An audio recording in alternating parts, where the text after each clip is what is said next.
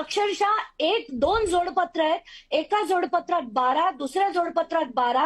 ही चौकशी 3.5 वर्ष त्या व्यक्तीविरुद्ध होतीये. हे होत असताना दोनदा त्यांनी VRS ची मागणी केली, ती मागणी रिजेक्ट झाली होती कारण त्यांच्यावर असलेला अपहार तो भाग वेगळा आहे. संतोष देशमुख हत्ये प्रकरणाशी त्यांना जोडण्यात आक्षेप तो आहे की संतोष वाल्मिक कराड यांनी त्यांना पैसे दिले नसतील कशावरून म्हणू शकतो विलास बडे?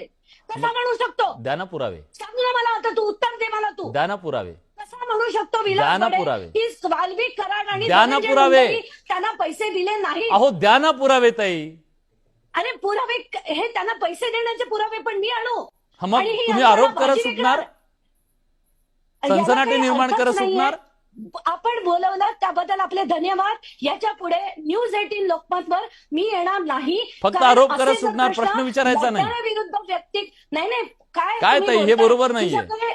उद्याच्या उद्या विलास बडेकडे मी सगळे त्यांचे कागद जे शासनाने केलेले आहेत, मी केलेले नाहीयेत, द्या ना ताई. आम्ही तर मानतोय, आम्ही फक्त याच्यावर उद्याचा कार्यक्रम करावा. अहो ताई रोजच करतोय ना ताई.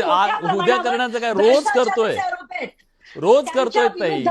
त्यांच्या विरुद्ध अशोक थोरात पण तुम्ही शवविच्छेदनाच्या संदर्भात त्यांच्यावर केलेले तो भाग वेगळा आहे. थोरातांच्या वैयक्तिक याच्याबद्दलचा नाही. त्यांना संतोष देशमुख हत्या प्रकरणामध्ये ओढण्यामागचे पुरावे तुम्हाला द्यावे लागतील ताई. मला बोलवल्या कसं मी पुरावे कसे देणार? शंका उपस्थित फक्त आरोप करणार, काम आहे. सनसनाटी निर्माण करणार. शंका उपस्थित करणं, सनसनी तुम्ही निर्माण करता, जे तुम्ही दाखवताय. बरं सांग ना, दसनी कुठला पुरावा दिला आणि कुठल्या पुराव्याबद्दल विलास बडेंनी त्यांना प्रश्न विचारले? सांग मला. आता मला ऐकायचं. अरे मी त्यांची मुलाखत घेतली, तुम्ही ऐका ना. मला तुमच्याकडनं ऐकायचं आता. ताई जगाला प्रश्न विचारणाऱ्यांनी आपल्याला एखादा प्रश्न विचारला तर एवढी चिडायची काय गरज आहे? ते का करताय ते मला तुम्ही जगाला प्रश्न विचारता. अहो तुम्ही आतापर्यंत केलेल्या अनेक आरोपांच्या संदर्भात काय झालं?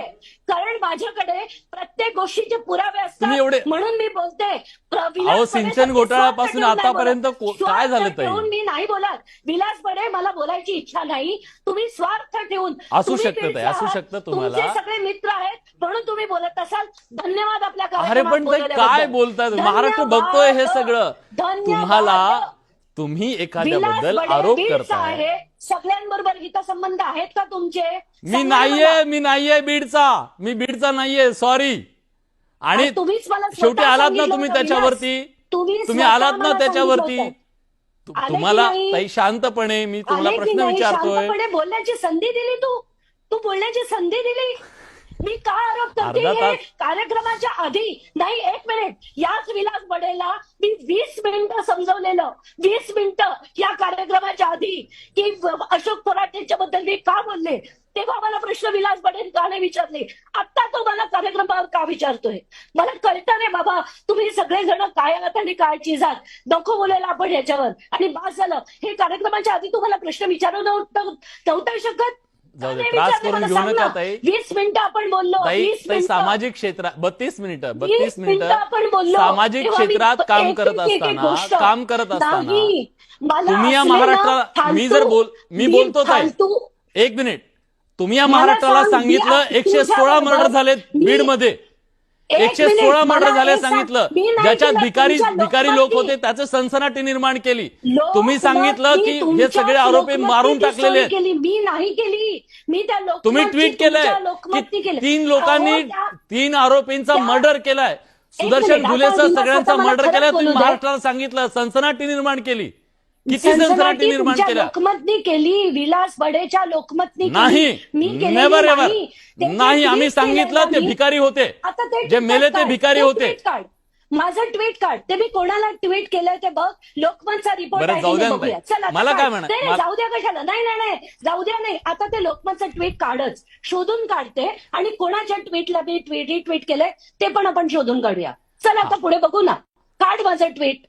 काढ ना. तुझ्याकडे तर तुमची अख्खी यंत्रणा आहे ना. काढा पटकन 2 मिनिटात. नाही तर मी वाचून दाखवू का ते ट्विट माझं?